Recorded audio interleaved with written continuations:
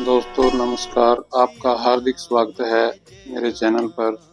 इस वीडियो में प्रस्तुत है रामायण से एक ऐसा प्रसंग जो भक्त और भगवान के बीच के अनोखे रिश्ते को दिखाता है।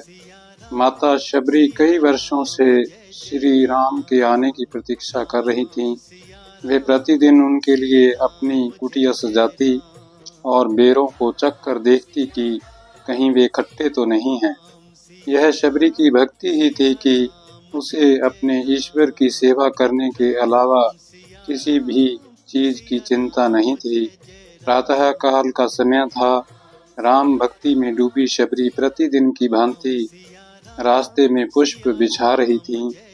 उसका मानना था कि एक दिन श्री राम इसी रास्ते से उसकी कुटिया में आएंगे। उस अभागी को क्या पता था कि अब उसकी प्रतीक्षा समाप्त होने को आई है। वह अपनी बूढ़ी हो चुकी आंखों से भी चुन चुन कर पुष्प बिछा रही थी। वह रास्ते से कंकड़ पत्थर हटा रही थी कि तभी सामने से दो वनवासी आकर खड़े हो गए।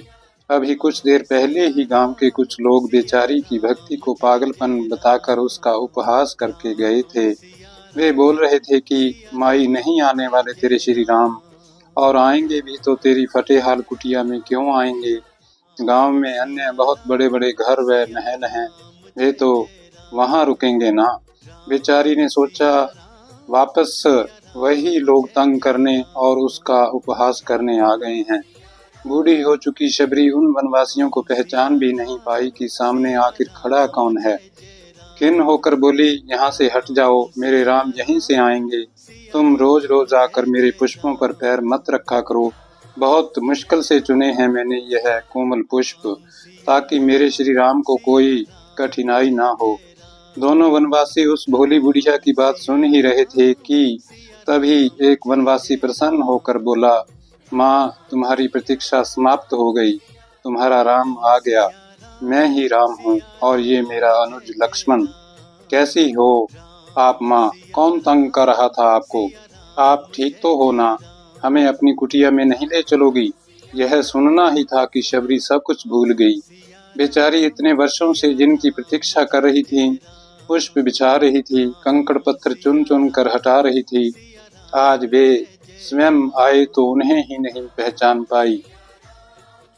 प्रभु को सामने देखकर भी न पहचान पाने से बेचारी को इतनी आत्मग्लानि अनुभव हुई कि प्रभु चरणों में गिर पड़ी और धो डाले आंसुओं से नारायण के पैर। शबरी लगातार रोई जा रही थी और आंसू टप टप करके प्रभु चरणों में गिर रहे थे। श्री राम ने भी उन्हें हटाया नहीं। आखिर प्रेम के यह आंसू और कहां से मिलते उन्हें। स्वयं क्षीर सागर भी धन्य हो गया होगा इन्हें पाकर। प्रभु बोले, माँ हम बहुत थक गए हैं, अपनी कुटिया में लेकर नहीं चलोगी?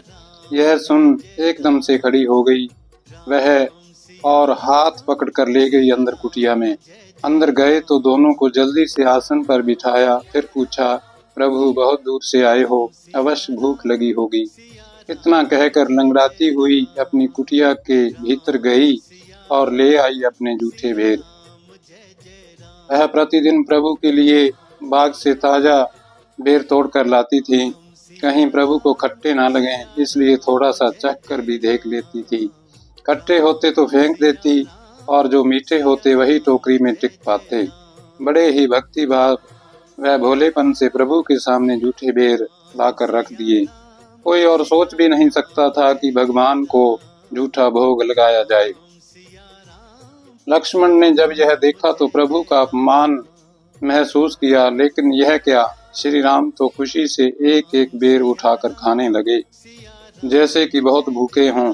प्रभु बेर खा रहे थे, शबरी उन्हें देखे जा रही थी और बेचारे लक्ष्मण अचंभित थे। बीच में शबरी ने पूछ ही लिया, प्रभु बेर मीठे तो है ना? मैंने एक एक चख कर देखे हैं ताकि आपको खट्टे ना लगें। श्री राम ने भी इत्तेफाक से बोल दिया कि माँ इतने मीठे बेर तो बैकुंठ में भी ना मिलें। बस शबरी को और क्या चाहिए था, बरसों का परिश्रम रंग जो लाया था। लक्ष्मण अभी भी अचंभित ही थे। वे सोच रहे थे कि जिनको भक्त अपने खाने से पहले उन्हें भोग लगाते हैं वह फिर प्रसाद रूप में खाते हैं, आज वही एक नादान महिला के जूठे बेर क्यों खा रहे हैं? वे क्या जानते थे कि प्रभु ने शबरी के जूठे बेर खाकर क्या संदेश दे दिया? प्रभु के लिए सच्चा जूठा भक्त की दी हुई वस्तु से नहीं बल्कि उसके मन से महत्व रखती है। दूसरों का छीना हुआ कपट से कमाया या अधर्म के पैसों का 56 भोग भी भगवान को लगा दो तो वह शबरी के जूठे बेर के आगे फीका ही रहेगा।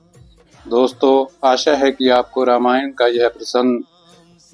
यह प्रसंग पसंद आया होगा। यदि हाँ तो कमेंट में जय श्री राम अवश्य लिखें।